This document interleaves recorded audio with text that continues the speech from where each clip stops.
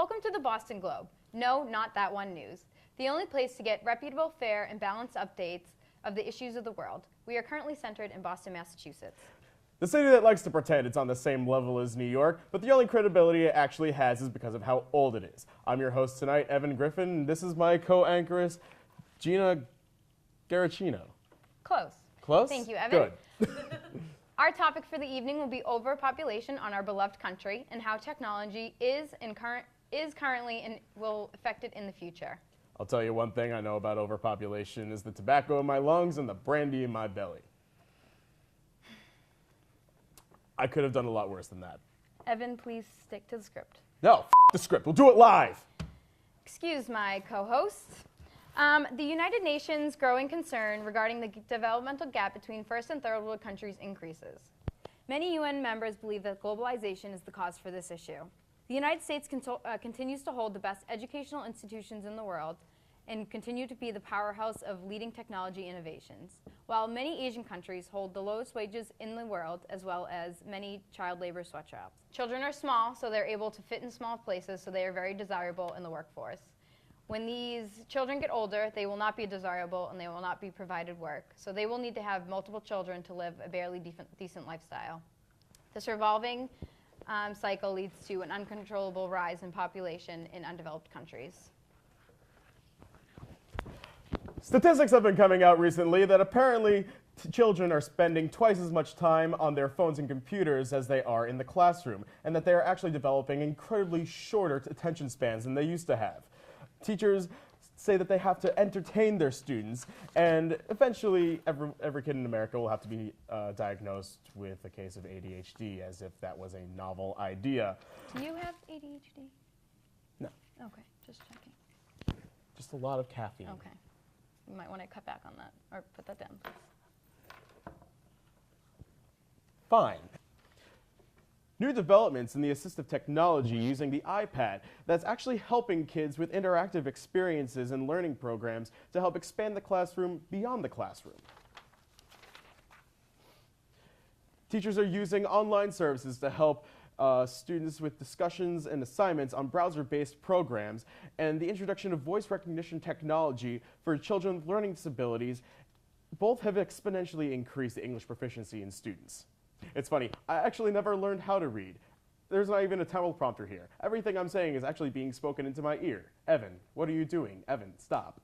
Please stop. We have a special guest with us here tonight who specializes in the development of medical technology. Can you hear us, Hakan? We're talking to him on Skype right now. Yes. Hakan, can you tell us more about how modern medicine advances increase the average lifespan of human beings? That's absolutely correct.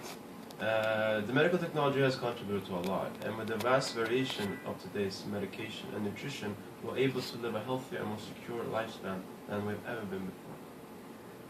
And also, the mortality rate has dropped significantly.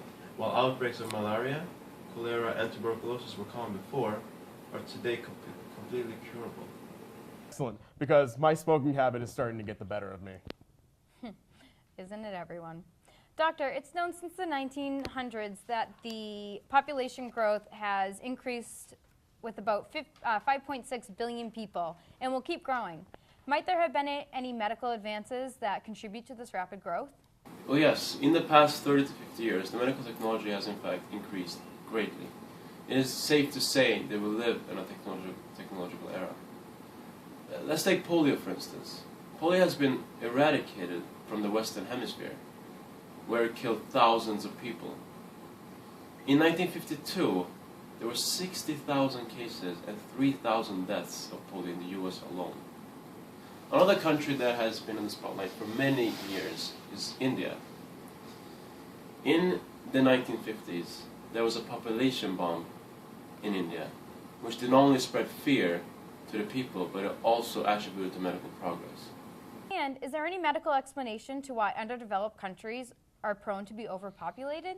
Well, yes. Developed countries have access to birth control, contraceptives, and abortion, while populations in underdeveloped countries do not have the access or the resources to these privileges. And again, medical technology has, in fact, decreased the mortality rate especially when it comes to infants. And with today's technology, we can actually cure most diseases, and they are usually provided by hospitals or even non-profit organizations. Well, thank you for taking the time to talk with us, Dr. Floatinghead. Hakan. Thank you. Also with us today, we have Ben Kelly, who specializes in law, legislation, and education. Ben, could you please elaborate more on population control and what it has to offer the world? Hello, and thanks for having me. The government's role in overpopulation has always been that of a tricky one, and I mean, it makes sense and all. Having other people trying to control your life, it just won't work. Both developing and developed countries have their separate issues that play into overpopulation, and most of the time they play into each other. In short, we see and will continue to see developed nations try and reach out to these overpopulated areas and offer them solutions to their problems. Most of the time, though, these solutions are short-sighted and more often than not downright selfish. This whole topic gained momentum in the US during the 1960s when peace and free love broke down the traditional marriage, sex, and relationship boundaries set forth by the rigid family structure of the 1950s. This is when we had a real population spike here in the US, a la the baby boomers. We see this happen in developing countries for varying reasons, mostly tied around education and the lack thereof, with regards to safe sex, future connotations of having a kid, or even just getting basic education.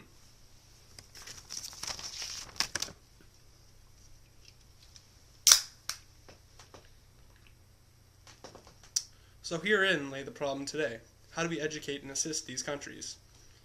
Developed countries try and educate these countries through resources they give, but again, it is like giving a gift with one's right hand and expecting one in return with the left. Countries like the US provide aid, yes, but it is designed for short-term relief. Either that, or it's designed to steal these people away from their homeland and bring them their skill set to the US. What should be done is to fundamentally change these countries' systems that they use, be it education, transportation, or opportunity and access to all of them, instead of placing a band-aid on the open wound.